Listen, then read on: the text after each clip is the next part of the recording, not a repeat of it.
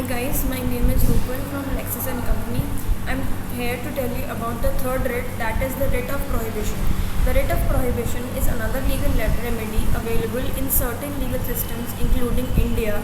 The term prohibition refers to the act of prohibiting or restraining someone from carrying out a particular action.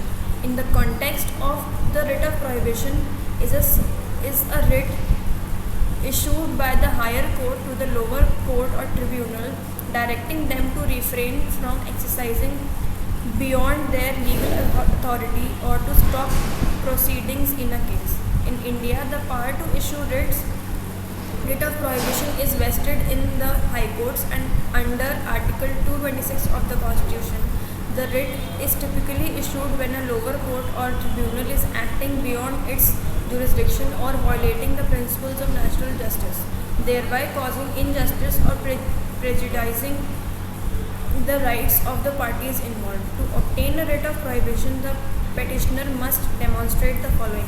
First, the lower court or tribunal is acting without jurisdiction or exceeding its authority. Second, the petitioner has a legal right that is being affected or threatened by the actions of the lower court or tribunal.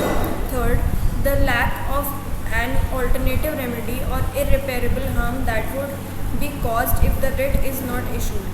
If the High Court is satisfied with these grounds, it may issue a writ of prohibition, directing the lower court or tribunal to stop the proceeding or refrain from exercising its jurisdiction beyond lawful limits. The writ of prohibition serves as a safeguard against abuse of power by lower courts or tribunals and ensures that they stay within their legal boundaries. So it is an important tool for upholding the rule of law and protecting the rights of individuals involved in legal proceedings. Thank you. I hope this was clear. If you have any doubts, please comment down below. Thank you.